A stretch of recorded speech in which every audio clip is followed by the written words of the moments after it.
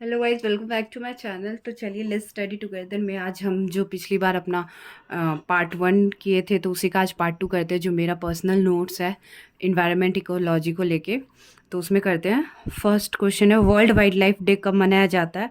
तो 3 मार्च को मनाया जाता है। The investigator of natural farming was कौन थे? Masanobu Fukuoka. Which of the following statement regarding global warming are correct? तो इन सब में से कौन कौन से करेक्ट है? तो melting of polar ice cap and subsequent rise in the sea level is the most important effect of global warming. सही है। The sea level is likely to rise by 1 metre by 1 metre by 2070 AD if the present level of global warming is not controlled।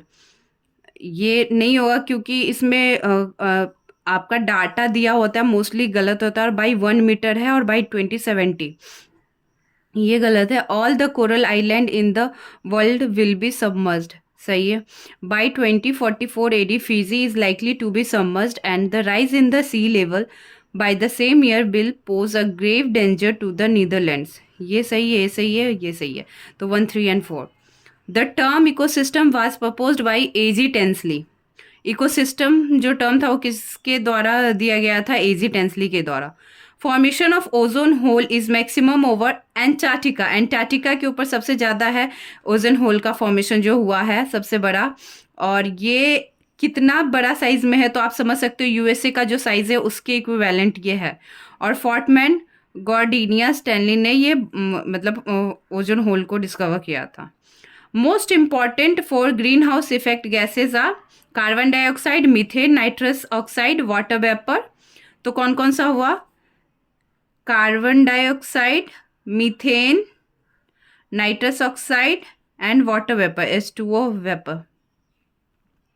The green house gas liberated by cud chewing animal is methane. जो green house gas जो हमारे कर्चविंग animal होते हैं ना, ruminants जिसे बोलते हैं, जैसे गाय हो गया, भैंस हो गया, जो जुगाली करते हैं, उनसे कौन सा गैस निकलता है जो कि ग्रीन हाउस गैस के लिए रिस्पॉन्सिबल है? तो वो है methane.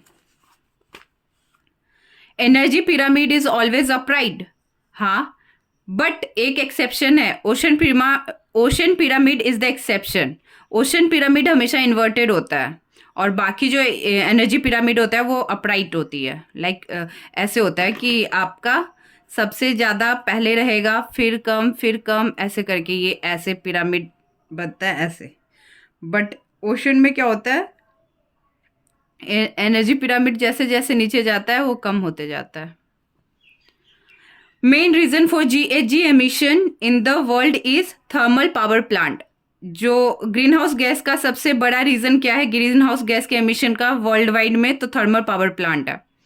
The concept of carbon credit originated from Kyoto protocol. जो कॉन्सेप्ट है कार्बन क्रेडिट का वो क्योटो प्रोटोकॉल से ओरिजिनेट हुआ था। Clean development mission CDM is in respect of carbon credit is one of the Kyoto Protocol mechanism. Development of Annexure 1 Z1 developing non-Annex 1 CDM both develops and developing countries carbon credit. Under the CDM, the project had headed pertain to non-Annex 1 countries. Kyoto Protocol come into force in the year 2005। Kyoto protocol कब हुआ था? तो 2005 में आया था। Adopt हुआ था 1997 में। बर्लिन में COP1 हुआ था 1995 में। और UNFCCC इन फ्रांस 1934 में, केम इन 1992 और फर्स्ट मीटिंग इसकी 1995 में हुई थी। Deals with the decrease of green house gases. UNFCCC comes in Earth Summit. Kyoto Protocol primarily deals with reducing overall greenhouse emission. Kyoto Protocol came into force in 2005. मैंने पहले भी बताया आपको। Methane as a greenhouse gas is more harmful than carbon dioxide. True. Due to extensive rice cultivation, some regions may be contributing to global warming. To what possible reason is this attributable? तो इसका होगा the anaerobic conditions associated with the rice cultivation cause the emission of methane when nitrogen based fertilizers are used nitrous oxide is emitted from the cultivated soil both 1 and 2 क्योंकि आपको पता है कि anaerobic condition होता है, water logging हो जाती है वहाँ पे, फिर वहाँ पे ऑक्सीजन की कमी हो जाती है, तो वहाँ पे जो बैक्टीरिया होते हैं वो एनारोबिक कंडीशन में रेस्पिरेशन होता है कंडीशन, तो इसलिए मीथेन का वहाँ पे एमिशन होता है। और फिर नाइट्रोजन बेस्ड जो फर्टिलाइजर्स होते हैं उसके कारण नाइट्रस ऑक्साइड होता है जो सॉइल में, तो वो भी एक ग्रीन हाउस गैस है, आपको बताया था मैंने। CO2 ग्रीन हाउस गैस क्या है? CO2, मीथेन, नाइट्रस ऑक्साइड और you can say N2O and water vapour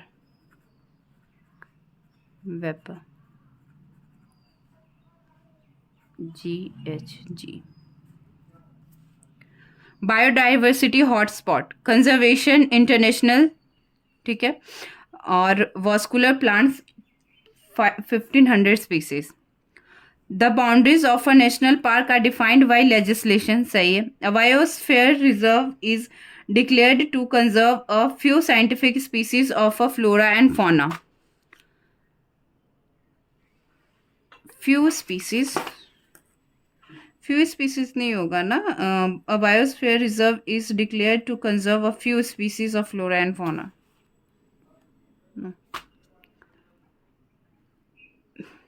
In a wildlife sanctuary, limited biotic interference is permitted. True. तो 1 and 3 ओनली ट्रू होगा, क्योंकि wild life sanctuary species oriented होता है, जबकि biosphere reserve flora ecosystem के लिए, पूरा इकोसिस्टम के लिए होता है, तो वहाँ पे फ्यू लिखा हुआ था। नेशनल पार्क होता है सेंट्रल गवर्नमेंट के द्वारा और हैबिटेट कंजर्वेशन में होता है। नाम में ही नेशनल पार्क आ जा रहा है ना, तो आप बोल सकते हो सेंट्रल, नेशनल सेंट्रल गवर्नमेंट के अंदर। Bio magnification and bio accumulation क्या होता है कि अगर बायो मैग्निफिकेशन होता है कि अगर आपका पेस्टिसाइड वाटर में जा रहा है, उसको किसी छोटी मछली ने खाई, ठीक है, और तो उसमें जो गया, जो हमारा TDS वगैरह जो भी उसमें वो थी ना, लाइक जो भी फर्टिलाइजर वगैरह हार्मफुल केमिकल्स थे, वो उसको बड़ी वाली मछली खाएगा तो उससे उसमें ज़्यादा एक्यूमुलेट होगा, उससे ऊपर वाला जाएगा, बड़ी मछली खाएगा उसमें ज़्यादा होगा, तो वो धीरे धीरे एक्यूमुलेशन भी होता है और मैग्निफिकेशन भी होते रहता है। उसी को बायो मैग्निफिकेशन बायो एक्यूमुलेशन बोलते हैं। कार्बन ऑफसेटिंग और carbon trading. Regarding carbon credits Kyoto protocol है, carbon credit is awarded to the countries is an group that have reduce green house gases below their emission quota. The goal of carbon credit system is to limit the increase of CO2 emission. जो carbon credit का goal system जो है, उसका गोल है कि जो हमारा CO2 का एमिशन है उसको लिमिट करना। Carbon credit are traded at a price fixed from the time to time by UNFCC। जो कार्बन ट्रेडिंग होता है उसका प्राइस फिक्स कौन करता है? टाइम टू टाइम में UNFCC। Soot sulphur hexafluoride water vapour contribute to the warming up of the atmosphere की warming के लिए कौन कौन रिस्पॉन्सिबल होता है? Soot sulphur hexafluoride water vapour. Biodiversity hotspot in India is Western Ghat, Himalayas, Sundaland and Indo Burma region. जो biodiversity hotspot India में है वो हो गए हैं क्या क्या है? वेस्टर्न घाट इधर पे होगा, हिमालय हमारा ऊपर पे, फिर सुंडालैंड नीचे है, इंडो बर्मा रीजन इधर इंडिया और बर्मा के पास में। This may be added and there two of these may be added: Sundarbans and Terai द्वार सवाना। द्वार रीजन जो है ना तेराई का और सवाना वो वाला ग्रासलैंड, और अपना ये सुंदरबन भी, इसमें 2 ऐड कर सकते हैं biodiversity hotspot. Most stable ecosystem is ocean, ocean ecosystem most stable ecosystem माना जाता है। India is a part of the Ramsar Convention and has declared many areas as Ramsar site. Conserve all the site through ecosystem appropriate and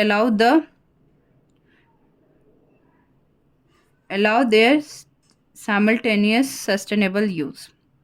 The possible limitation of India in mitigating the global warming at present and in the immediate future is पहला, appropriate alternate technologies are not sufficiently available. दूसरा, India cannot invest huge funds in the research and development. जो हमारा limitation है global warming को mitigate करने के लिए, तो वो दो क्या है फ्यूचर में? तो appropriate alternative technology are not sufficiently available और India can not invest huge funds in research and development. Research and development में ज़्यादा इन्वेस्टमेंट नहीं कर सकता है इंडिया, वो भी एक आ रही है problem. The United nation framework conservation on climate change UNFCC is an international treaty. UN Conference of Environment and Development, Rio de Janeiro 1992. Officially, 4 out of 36 biodiversity hotspots in the world are present in India. The Himalayas, the Western Ghat, जो 4 है ना, total 36 biodiversity hotspots हैं इन the world, जिसमें 4 जो हैं वो India में present है। कौन कौन सा मैंने बताया था आपको? हिमालयाज़ में, वेस्टर्न घाट्स में, इंडो बर्मा रीजन में एंड द सुंडालैंड। क्या क्या हुआ? हिमालयाज़ पहला, Western Ghat, Indo Burma region and Sundaland. To this may be added the Sundarbans and the Tarai Dwar savanna grasslands for their unique foliage and animal species. Threats to the biodiversity of a region. क्या क्या होते हैं threats biodiversity एक reason का biodiversity के लिए? Global warming, fragmentation of habitat, invasion of alien species. Invasion of alien species जो उस एरिया का नहीं है फिर भी वहाँ पे कोई और स्पीसीज आके रहने लगते हैं, तो वो भी उस बायोडाइवर्सिटी के लिए खतरा ही है। ग्लोबल वार्मिंग तो है ही, जैसा कि आपको पता है। In the acid rain, the rain water and the snow is contaminated by which of the following pollutants? sulfur dioxide, nitrogen oxide, carbon dioxide, methane. Answer is sulfur dioxide, carbon dioxide and nitrogen oxide. Methane नहीं होगा। National park और animal house for conservation, ये national park हैं दिए हुए ए में, और B side मान लो ये 1 हो गया, कॉलम 1, ये कॉलम 2 हो गया। इसमें नेशनल पार्क है और इधर पे एनिमल जो वहाँ पे कंजर्व होते हैं। तो कौन कौन सा है? बांदीपुर नेशनल पार्क में क्या है? Tiger reserve. हमने सुना है बांदीपुर टाइगर रिजर्व भी है, बांदीपुर नेशनल पार्क तो टाइगर रिजर्व के लिए है। काजीरंगा 1 हॉर्न रिनोसेरस रिजर्व है, ये 1 हॉर्न रिनोसेरस काजीरंगा नेशनल पार्क में पाया जाता है, फेमस है उसके लिए। सुंदरवन बायोस्फीयर रिजर्व है और टाइगर रिजर्व भी है। सिमलीपाल एलिफेंट रिजर्व है। सिमलीपाल क्या है? एलिफेंट रिजर्व है।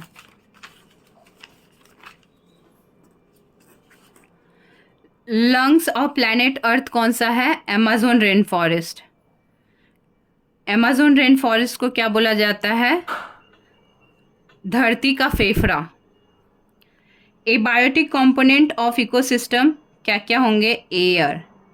बायोटिक क्या है? प्लांट, बैक्टीरिया, एनिमल, जो लिविंग है वो हो गया बायोटिक, और ए बायोटिक कंपोनेंट हो गया एयर वगैरह जो नॉन लिविंग है। Man and biosphere reserve programme, जिसे बोलते हैं MAB, by UNESCO was started on 1972। कब किया गया था? 1972 मैप प्रोग्राम। बायोडाइवर्सिटी डे कब मनाया जाता है? 22 मई। कब? 22 मई। If all the plants and tree vanish from the earth, the gas which will decrease is oxygen. कौन सा होगा? ऑक्सीजन. अगर सारे प्लांट्स और ट्रीज वैनिस हो जाएंगे, धरती से गायब हो जाएंगे, तो ऑक्सीजन की कमी आ जाएगी ना, क्योंकि वो हमें ऑक्सीजन प्रोवाइड करता है. Main cause of ecological imbalance in India is deforestation. जो हमारा इकोलॉजिकल इम्बैलेंस हो रहा है भारत में, उसका सबसे बड़ा प्रमुख कारण है डिफॉरेस्टेशन, जो जंगलों की कटाई हुई जा रही है, चाहे वो इंफ्रास्ट्रक्चर डेवलपमेंट के लिए हो या कुछ के लिए भी. Ozone layer is above the earth crust around 20 kilometre. 20 kilometre. Ozone layer जो है अर्थ क्रस्ट के कितने ऊपर है? तो 20 kilometre, 15 to 30 lower stratosphere. Bioremediation means elimination of toxic pollutants from the environment by organism, like by living organism. जो होते हैं ना बायोरेमेडिएशन, जो टॉक्सिक पॉल्यूटेंट्स होते हैं एनवायरनमेंट में, उसका एलिमिनेशन होता है अगर हम कोई लिविंग ऑर्गेनिज्म का यूज़ करके एनवायरनमेंट से उसको एलिमिनेट करें टॉक्सिक पॉल्यूटेंट को, तो उसे बायोरेमेडिएशन बोलते हैं. Which of the following is not a function of the tree? Tree का फंक्शन क्या नहीं है? एयर पॉल्यूशन फंक्शन जो है, एयर पॉल्यूशन तो नहीं है ना ट्री का फंक्शन, वो तो प्यूरिफाई करने में काम आता है, उसको तो हम एयर प्यूरिफायर की तरह ले सकते हैं, एयर पॉल्यूशन तो नहीं करता है. जो फंक्शन है वो क्या है? एब्जॉर्प्शन ऑफ CO2, CO2 का एब्जॉर्प्शन करता है, नॉइज कैंसिलेशन करता है और ऑक्सीजन को रिलीज करता है. Thank you guys. Stay tuned for next video.